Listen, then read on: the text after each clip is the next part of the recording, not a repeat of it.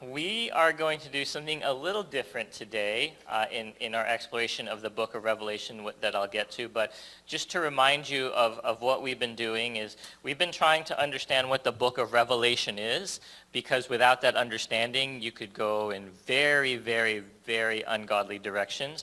And so the first week, we looked at how Revelation is actually a book about worship.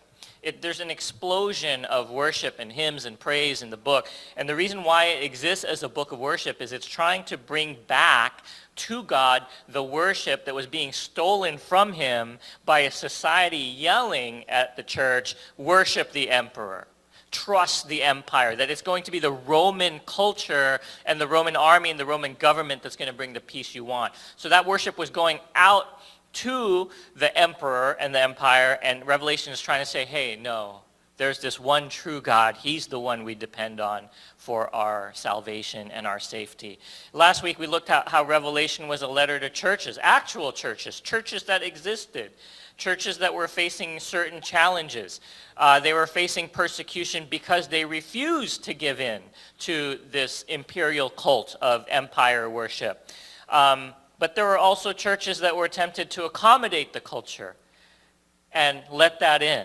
Okay, and so there were sort of two situations here, right? There were churches that saying, no, I'm going to only worship the one true God. That was causing persecution, and there were churches that were considering, maybe this God is just one of many gods. And so we'll make life easier for ourselves, and we'll go ahead and compromise. Okay, so Jesus is not the God, but one of many gods. And in the vision that John has in Revelation, it talks about churches as lampstands. And so last week, one of the reflecting questions was, for us as a church, yeah, we have a lampstand, but are we a lampstand that shines the light of God?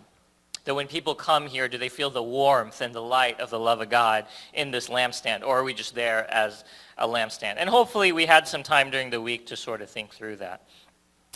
So today we're going to go through the letter, part of the letter addressed to the first lampstand that's mentioned in Revelation, and that's to the church in Ephesus. But here's how we're going to do this. So one of the things that we've been lacking has really been community groups, and there's many reasons for that. Part of that is maybe we're just not at a place where we can restart that. A big part of that is people are just not willing to step up and facilitate yet, okay? And so completely understandable, but we thought that we would take the opportunity every third Sunday to sort of do a little mini community group within service. Okay, and we're going to study each one of these 7 churches in the next 7 months or so on the third Sunday. And so I'll just kind of give a very brief overview so we understand the context of the church, and then we'll spend about 20-30 minutes sort of experiencing community group, but at church instead of outside during the week. Okay, so hopefully you're ready to share and discuss and weren't here just to receive. Okay, so let's talk about Ephesus. So Ephesus was a major metropolis at the time. It was actually known as the capital of Asia. It was called the supreme metropolis of Asia. And because most of the major highways came together at Ephesus, and because it had a very good harbor, many, many people came through there. So at the center of the city, it was dedicated to worshiping the Greek goddess Artemis. So this is the Artemisia. This is what was known as one of the 7 wonders of the ancient world. So if you're a church at this time and you look up at the highest point in your vicinity, this is what you see. You see a huge temple, not dedicated to God, but dedicated to a Greek goddess who was the goddess of animals, the hunt, vegetation, childbirth, all those things. And so your society prays to this goddess. Your society worships this goddess. There were like 1,000 priests and priestesses dedicated to this goddess. So you could actually also go here and practice their form of magic and wish ill will on your enemies by praying to this goddess. Ephesus had a reputation of being a very, very wicked city. So imagine New York City in sort of dystopian movies. That's Ephesus. It was even people who lived there and philosophers who lived there said, this is a wicked place. It's a place to actually be ashamed of. So you're surrounded by this wickedness. You're surrounded by this Artemis worship. You're surrounded by this empire worship. That's who you are as a church. Now what's interesting, which you'll encounter in the passage, is there was a garden in the city There was this garden, and in the middle of this garden was this tree that was dedicated to Artemis. And if you were a criminal and you committed a crime and somehow were able to escape, as long as you got near that tree, you had immunity. So they called it the tree of life.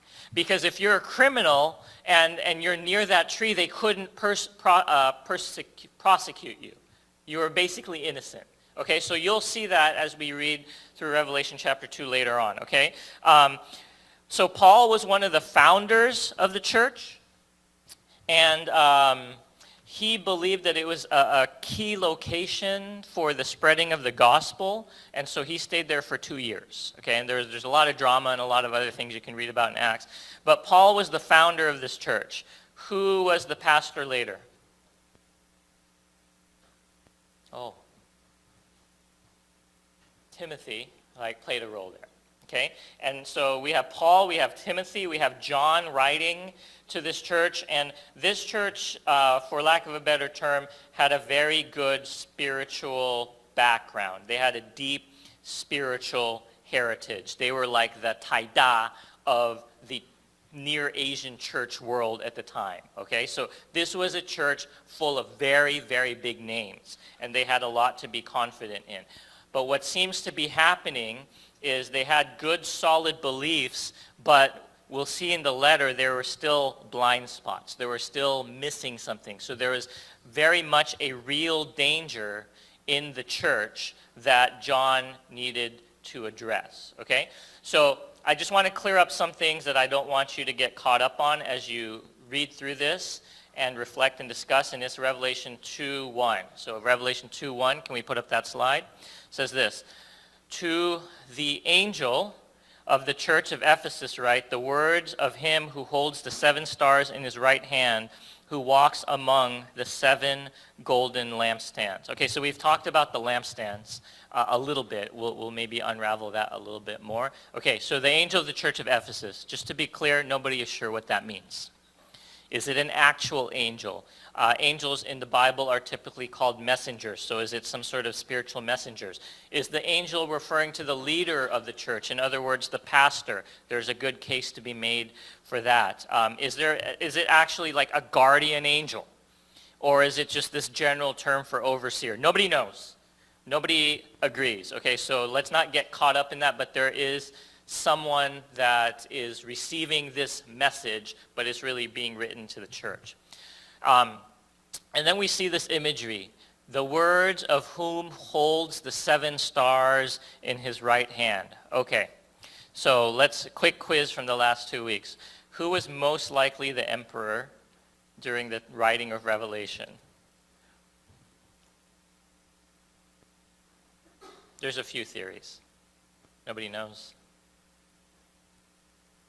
It's okay. I'm not offended, right? I mean, it's like, okay. So the emperor was most likely Domitian. Was the name of the emperor. And so a lot of what you read in Revelation is in direct opposition to the images that were for Domitian worship. So when you read 7 stars, okay, this might be what it's referring to. Can we put up the next slide? So there were coins minted in Domitian's image, and we talked about the mark of the beast last week. Okay, so if you're not here, you can look at that online. Okay, but if you notice on one coin, the one on the right, that's actually Domitian's infant son who passed away. What do you notice is around the sun? 7 stars. Okay, and so prevalent in the imagery of worshiping Domitian and his family was this idea of this image of his son holding 7 stars. So remember what Revelation is doing is it's trying to take the imagery that they're used to ascribing to Domitian and ascribing it to God and saying, no, this is not who we worship. This is not the one who holds the 7 stars. There's a greater one, which is namely God. Okay, so just, I don't want us to get caught up in verse 1 wondering like what's going on here in terms of the imagery, but instead really look at what God is saying to the churches. Okay, so here's how we're going to do this. I'm going to pass out the passage with some guiding questions. Okay, that, thank you, Nicole translated, but apparently there were some errors. So if you would prefer, can we put it to the next slide? Okay, you can scan this later, not now, okay? So I think we can do this in maybe just 2 groups. So Adrian will lead a group, and Daniel, you want to lead a group? Okay, so Adrian and Daniel will lead groups, and we'll split up maybe 4 and 4 or 5 and 5, however it works, okay? Do not get caught up in the questions that I came up with, okay? They're just there if you're stuck and your group is awkward and has nothing else to say, okay? Really, the first question is what should guide this conversation, which says, share either some questions you have or something that stood out to you. So it should really be self-generated. But if you're like, oh, we don't know what to talk about, we're awkward, then there's some guiding questions beyond that. Is that okay? All right, so why don't we we'll kind of split off like one group here, one group there. I don't know, Nixu, do you want to lead a group of kids reading through this? Revelation Bible study for kids, all right? We're pioneering it here, so maybe 3 groups. Okay.